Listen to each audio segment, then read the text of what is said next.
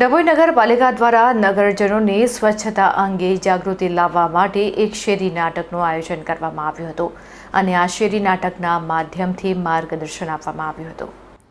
Dabhoi college ખાતે સ્વચ્છતા અંગે જનજાગૃતિ લાવવા નાટકનું આયોજન કરવામાં આવ્યું હતું, જેમાં કચરો ગમે ત્યાં ફેંકવો નહીં, કચરો હંમેશા કચરાપેટીમાં નાખવો, રોગચાળો ફેલાય તેવી ગંદકી કરવી નહીં, તેમજ નગરને વધુ સ્વચ્છ, સુંદર અને સ્વસ્થ બનાવવા તે અંગે નાટ્ય રૂપે નગરજનોને સંદેશો પાઠવવામાં આવ્યો હતો।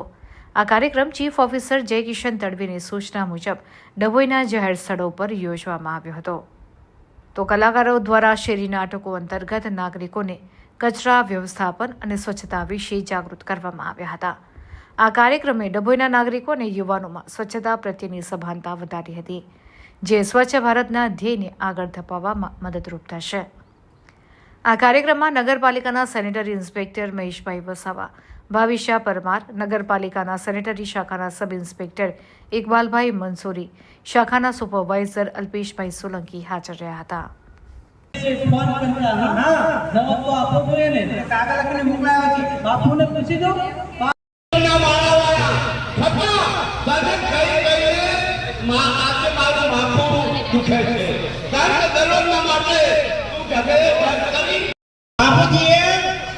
મારા જીજા છે ને એમને ટપાલ લખીને મોકલાવી છે, એ આજકાલમાં કરવા માટે આવશે નક્કી। એટલે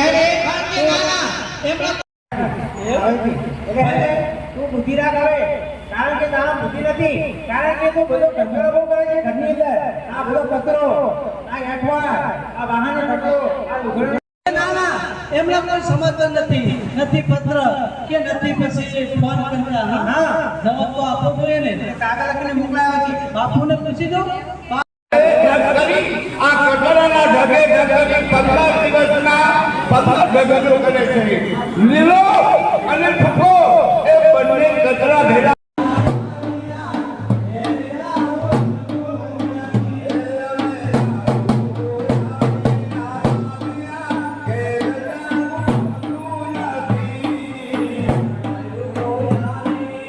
સ્વચ્છ ભારત સ્વસ્થ ભારત કાર્યક્રમ અંતર્ગત ગુજરાત સરકાર શ્રી દ્વારા આજરોજ ડભોઈ કોલેજ પાસે એક કાર્યક્રમનું આયોજન કરવામાં આવેલું છે।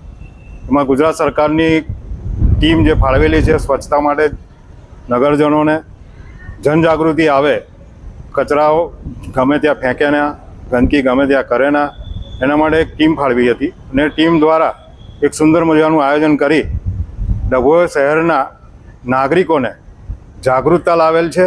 અને આ કાર્યક્રમ આજરોજ 3 થી 4 જગ્યા પર જાહેર સ્થળો પર કાર્યક્રમ કરવાનો છે અને કાર્યક્રમના ભાગરૂપે તેઓ દ્વારા ગંદકી કરે નહીં અને નગરજનોને જાગૃતિ આવે એવું સુંદર મજાનું આયોજન ડભોઈ નગરપાલિકાના ચીફ ઓફિસર શ્રી જયકિશન તડવી તેમજ ગુજરાત સરકાર શ્રીની આ ટીમ દ્વારા કરવામાં આવ્યું છે। આ કાર્યક્રમ જાહેર સ્થળો પર કરવામાં આવ્યો છે, જેનાથી નગરજનોને વધુમાં વધુ જાગૃતિ આવે અને શહેરને સ્વચ્છ કઈ રીતના રાખવામાં આવે, તેમાં કઈ રીતના સહયોગ થાય એવા સ્થળો છે।